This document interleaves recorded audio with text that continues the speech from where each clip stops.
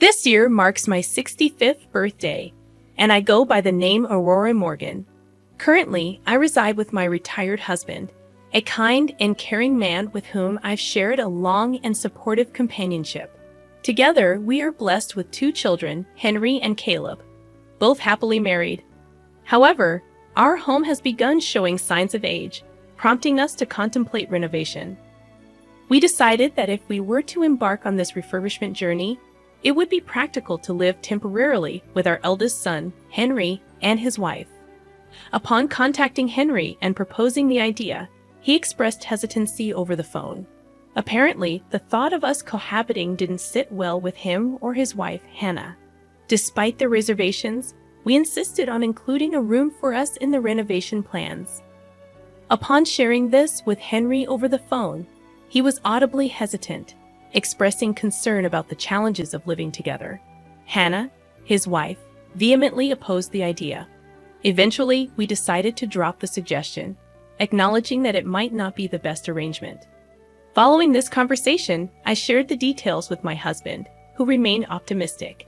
Despite our eldest son's reservations, he suggested renovating our home to make it more suitable for our elderly years, creating a barrier-free environment where we could live comfortably, just the 2 of us. Several months later, our home was transformed according to our specifications. It became a barrier-free residence, ensuring our comfort and convenience in our later years. Eventually, we invited both our sons and their wives for a gathering. Skylar, our younger son's considerate wife, arrived first, expressing her appreciation for our cooking and offering her assistance in the kitchen.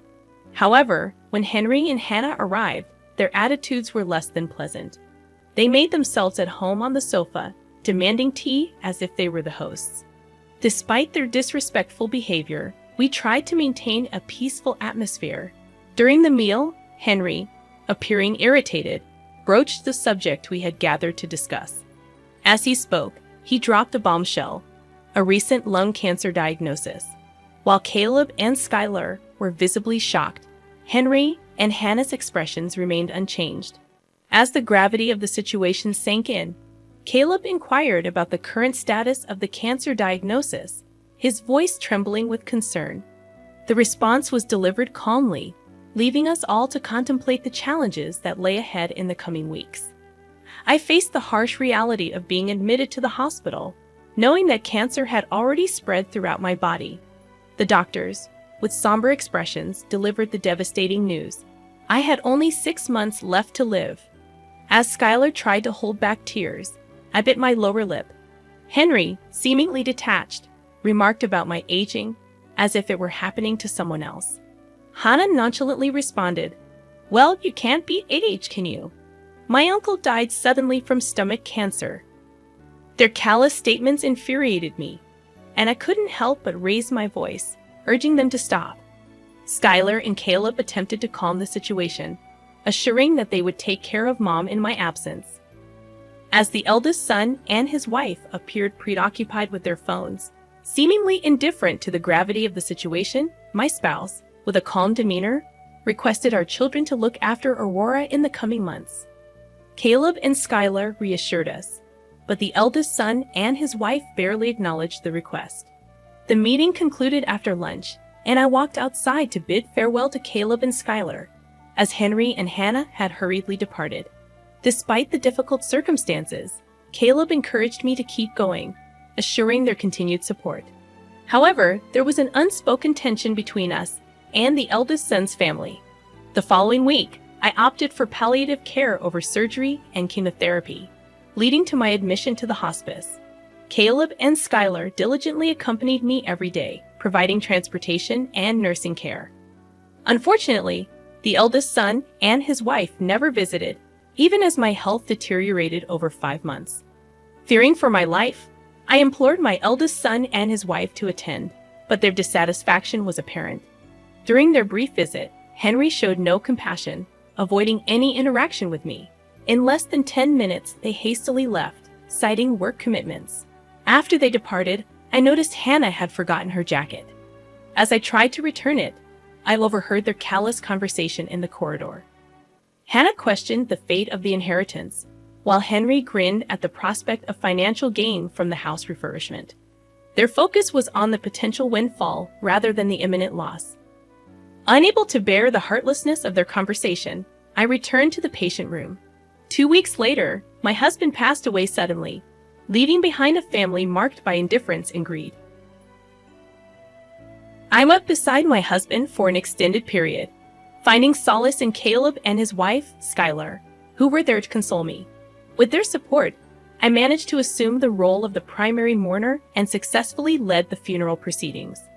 After the funeral, when only close relatives remained, Henry couldn't contain himself any longer and spoke up about our father's inheritance. He seemed impatient, asking about his thoughts on the matter immediately. Caleb promptly reprimanded him, but Henry, dismissing the notion of the younger son having a say, insisted on discussing the inheritance right away. Exhausted, I exhaled a sigh and suggested we address the inheritance matter the following week. The eldest son and his wife sneered at the idea but quickly left for the day. The next week, both couples gathered at our house to discuss the inheritance. I made an announcement, stating that our father's inheritance amounted to $20,000. Henry seemed taken aback, and despite my calm explanation, he questioned the figure. I handed him a large envelope containing all the necessary documentation and asked him to review it. The expressions on Henry and Hannah's faces changed dramatically after scanning the documents. As they realized that the inheritance was indeed $20,000, Henry voiced his dissatisfaction, suggesting it was too little. Caleb interjected, proposing they should also obtain the house. I calmly explained that the lack of funds was likely due to the renovations our father diligently undertook to make the house suitable for our old age. I asserted my intention to keep the house and care for it as long as I lived, emphasizing that it was unjust for Henry to try to benefit on his own.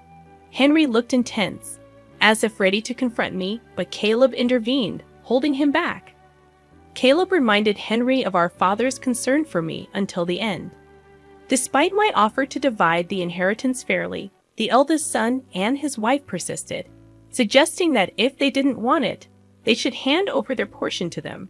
Skylar and Caleb, however, expressed their intention to give up their inheritance, asking me to appreciate their contribution. The eldest son and his wife interrupted again, insisting that I should hand over their portion. I firmly rejected the idea, explaining that it was not going to happen. They showed no concern for my fixed income and difficulties, expressing their eagerness to accept the money.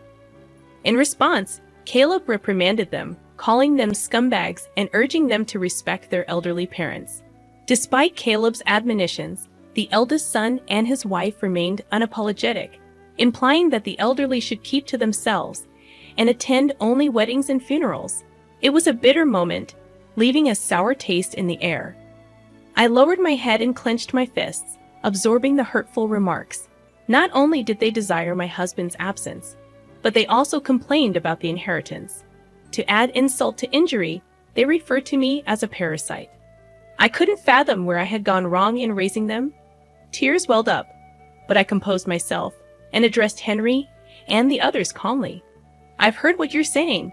Let's take a break for a moment," I said, keeping my emotions in check. The eldest son and his wife looked momentarily surprised, but their expressions quickly turned smug. "Is that so? That's even better than we could have hoped for. We no longer have to deal with the old lady. Lucky us," they sneered as they attempted to leave. While Henry and Hannah were making their escape, they made a snide comment to Caleb and his wife, implying that the responsibility of looking after the elderly lady now fell on them. Caleb and his wife rushed to my side as Henry and Hannah stormed away. They reassured me, offering their support and encouragement. As the months passed, I found myself at home, relaxing, when unexpectedly, Henry and Hannah visited, accompanied by Caleb. Confused, I wondered why they were back after we seemingly cut ties. They demanded to be let in, shouting at the door. Caleb apologized, and I allowed them into the house. In the living room, the eldest son and his wife started yelling, questioning why I had handed over the house without considering them. I calmly explained that Caleb expressed his desire to keep the house, preserving his father's memories. The eldest son and his wife appeared surprised, and I clarified that Caleb and Skylar had been immensely supportive. Henry, still bewildered, asked for clarification. I glanced at the eldest son's wife, who seemed ready to explode, and explained that I had decided to hand over the house because Caleb and Skylar had shown dedication and assistance. Expressing gratitude, I smiled warmly at Caleb and Skylar, thanking them for their unwavering support. The eldest son and his wife, dissatisfied, argued that I had promised to take over the residence on my own. I addressed them calmly, offering an explanation for my decision while maintaining my composure. I considered giving it to you if you could respect both your father's and my wishes. Additionally, I've started receiving rental revenue. To the surprised eldest son, I sighed and explained gently. Remember last year when my father, your grandfather, passed away? Caleb attended the funeral, but you claimed you couldn't because you were too far away. Well, your grandfather was a landlord with various properties and apartments. I finally received my inheritance and started earning rental income. The eldest son and his wife were thunderstruck. No one informed us about this, they exclaimed. I calmly continued. I've been earning roughly $2 million every year. It's simple to offer my son and his wife a home. The eldest son and his wife abruptly stood up, insisting that if it's about this, they should care as well. Why should I give assets to someone who called me a parasite? I asserted emphatically. You're the ones who told me not to interfere with your life, right? So there you have it. Please don't leech off of me if you're going to label me a parasite. The eldest son and his wife appeared at a loss for words as I pointed to the door. Isn't it true that our conversation is over? Please excuse yourself, I asserted. The eldest son pleaded, but I refused, urging them to leave. Please pay attention to what I'm saying, he implored, grabbing my arm. I stared at him coldly, denying any excuse for him to call me mom. Can you also offer us a house or money? We have a problem, begged the eldest son's wife loudly. I looked at them both and responded, Are you in trouble? What exactly do you mean? The eldest son spoke tentatively, admitting they spent recklessly, expecting their dad's fortune and accumulating debt. I yanked the eldest son's arm away and scolded him. Unbelievable. I never expected you to do something so dumb. You sow the seeds with your own deeds, so deal with the consequences. Mom, that is simply excessive. I addressed their frustrated faces and announced, I'll begin transferring assets to Caleb through lifelong contributions from now on. I'm not going to pay you a single cent because I've severed relations with you. Please do not bother me again. Caleb stood up, supporting his promise that they should leave. The eldest son and his wife left, seemingly deflated. Caleb massaged my back as I recovered my breath. Subsequently, the eldest son and his wife allegedly borrowed more money, leading to bankruptcy. Their future seems bleak, with disputes in their flat at night. As for me, I handed over the house to Caleb and purchased an assisted living apartment nearby. Caleb and his wife visit frequently, and a cute grandson was recently born. Moving forward, I aim to treasure each day while cultivating a positive relationship with my second true family. That is my future strategy.